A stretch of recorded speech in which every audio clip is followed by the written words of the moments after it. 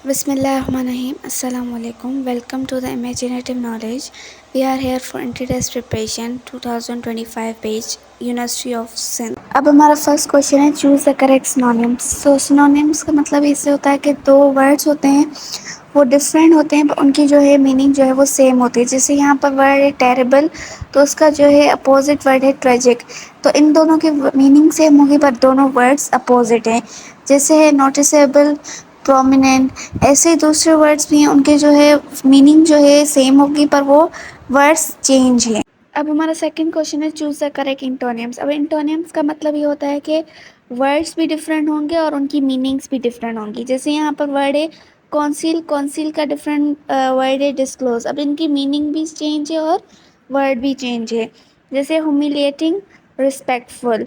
तो ऐसे दूसरे वर्ड्स भी उनकी जो है मीनिंग भी चेंज है और वर्ड्स भी अपोजिट हैं। हमारा थर्ड क्वेश्चन है चूज द करेक्ट प्रीपोजिशन। तो प्रीपोजिशन में अभी होता है जैसे the land was divided, test the two sisters and the two brothers. तो यहाँ पर हमारा आंसर आएगा इनटू, मतलब कि उनमें जो है लैंड डिवाइड हुई थी।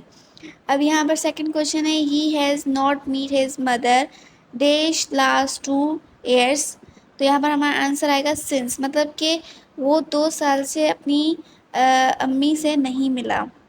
उसके बाद हमारा थर्ड क्वेश्चन है he was excluded from the team dash by his supervisor. तो यहाँ पर आंसर आएगा हमारा बाय, उसके सुपरवाइज़र ने ही उसको टीम से एक्सक्लूडेड कर दिया था। अब हमारा फोर्थ क्वेश्चन है कंप्लीट द सेंटेंस। तो इसमें जो है हमें सेंटेंसेस को कंप्लीट करना है। जैसे यहाँ पर है everything was going well we dash any problem by them. तो यहाँ पर उसका आंसर होगा डिड नॉट हैव, मतलब उनको जो है उनसे कोई प्रॉब्लम नहीं थी। उसके बाद दूसरा क्वेश्चन है he told me that he enjoyed the movie, मतलब कि उसने बताया कि उसने मूवी इंजॉय की थी। अब हमें बताना है choose the correct spelling. Spelling सही बतानी कौन सी सही है। जैसे यहाँ पर एस्टैब्लिशमेंट है, सेंटीग्रेड है, इग्नोरेंस है, इनकन्वीनियंस है, ट्रांसपेरेंट है। अब हमारा क्वेश्चन है choose the correct indirect narration. अब जो है यहाँ पर इनडायरेक्ट नरेशंस बताने कौन सी सही। जैसे shall I ever go there again he आस, उसने पूछा कि मैं वहाँ फिर से कभी जाऊँ। तो ही आस whether he had gone there again, उसने पूछा था कि वो उस प्लेस पे फिर से कभी जाए।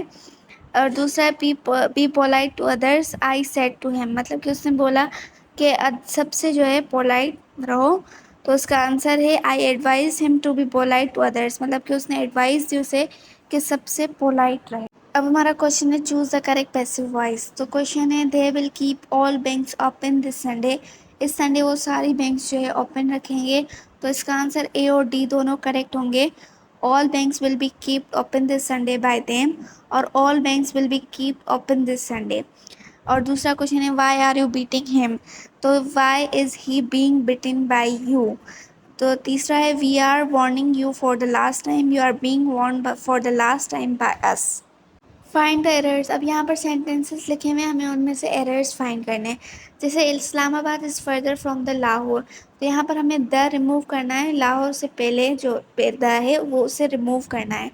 उसके बाद दूसरा क्वेश्चन है every women should vote for the candidate of their choice. उनकी चॉइस का ही कैंडिडेट उन्हें वोट करना चाहिए। तो यहाँ पर जो है हमें देयर रिमूव करना है और हर लिखना है, क्योंकि जो है वुमेन के लिए हम हर यूज़ करते हैं और गर्ल उनके लिए हम हर यूज़ करते हैं। तो यहाँ पर देयर की जगह हर यूज़ होगा। उसके बाद I wish the children would behave himself. तो यहाँ पर हिमसेल्फ को रिमूव करके हम देम सेल्फ करेंगे, क्योंकि चिल्ड्रन बहुत सारे तो उसको देम सेल्फ में हम कन्वर्ट करेंगे। That's it for today. Subscribe to our channel, comment and press the bell icon and follow us for more videos. Thank you.